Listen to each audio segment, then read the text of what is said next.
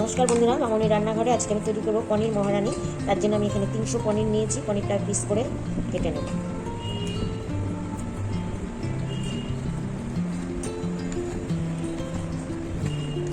পনিরটা পিস করে কাটা হয়ে গেছে। এবার আমি এর মধ্যে একটা ডিম ফেটিয়ে দিচ্ছি। একটা ডিম ফাটিয়ে দিয়ে দিলাম। ডিমটা এই দিকে সরে কাটিয়ে দিই। একটা ডিম দিয়ে দিলাম আর দিয়ে দেবো এর মধ্যে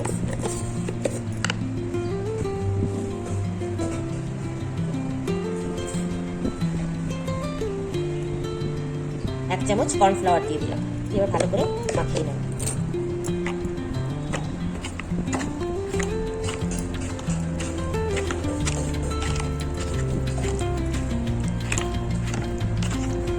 আমি এখানে সামান্য আদা নিয়েছি। আদা আর এখানে পোস্ত আছে এক চামচ পোস্ত আছে। আমি আগে এটাকে নুন দিয়ে ভালো করে গুঁড়ো করে নেবো, তারপরে আদাটার সাথে পেস্ট করবো। কড়াইতে আমি এক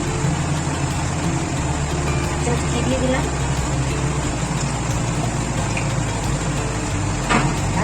সাদা তেল দিয়ে দিলাম। এটা দিয়ে পনিরটা ফ্রাই করে নেব।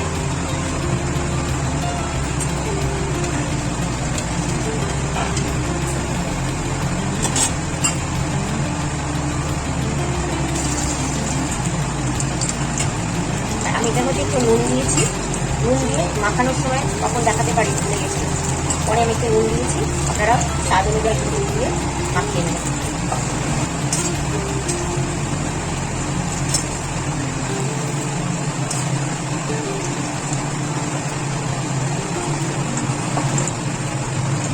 অনেকটা ভাজা হয়ে গেছে, আমি তুলে নিলাম।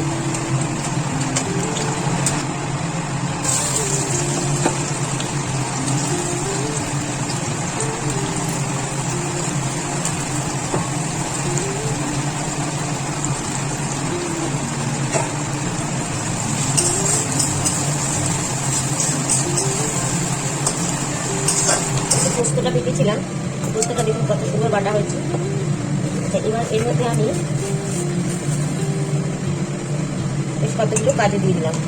12-14টা কাজু, হাফ কাজু দিয়ে কাজু সেটা দিলাম। আর এখানে আমার কাছে আছে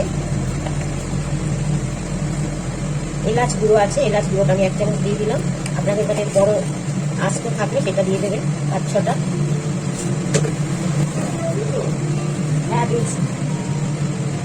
এর মধ্যে আমি গোটা 10-12 কিশমিশ দিয়ে দিলাম। সামান্য জল দিয়ে ভিজিয়ে রাখবো। আমি 10-12টা কাজু দিয়েছি, 10-12টা কিশমিশ আর 1 চামচ এলাচ গুঁড়ো দিয়েছি। একটু সামান্য জল দিয়ে এটা ভিজিয়ে রাখলাম। খানিকক্ষণ পরে এটা পেস্ট করে দেবো।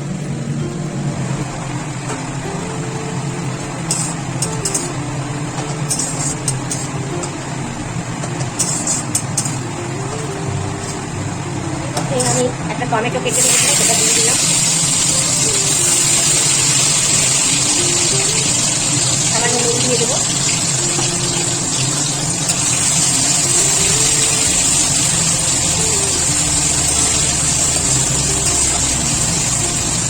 টমেটোটা ভালো করে মিশে গেছে। এবারে আমি এর মধ্যে আদা আর পোস্ত বাটাটা দিয়ে দিলাম।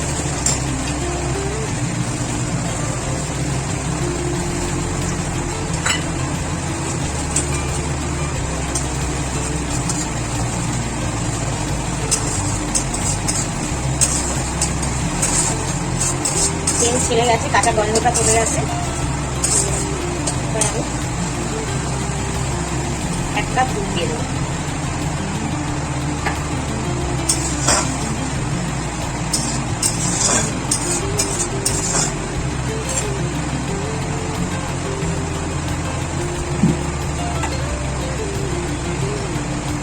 খুব সামান্য দিয়েছি লাল লঙ্কার গুঁড়ো।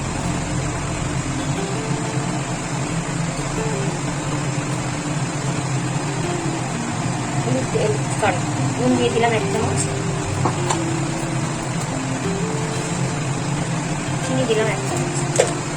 ভালো করে ফুটে দিচ্ছি।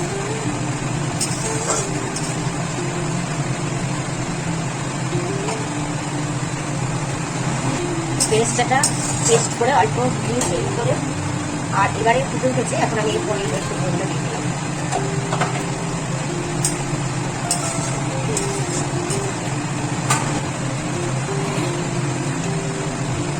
বেরেস্তা পেস্ট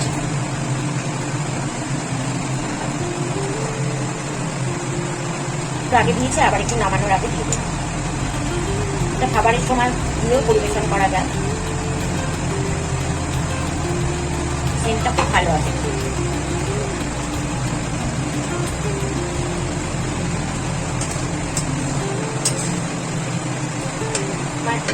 পনিরটা রেডি হয়ে গেছে, আমি অন্য পাত্রে সার্ভ করে নেবো। পনিরটা আমি এবার পাত্রে তুলে নিচ্ছি। রুটি, লুচি, পরোটা, পোলাও সব কিছুর সাথে দুর্দান্ত খেতে হয়। করে একবার খেয়ে দেখবেন, অবশ্যই যারা জানেন না তাদের জন্য।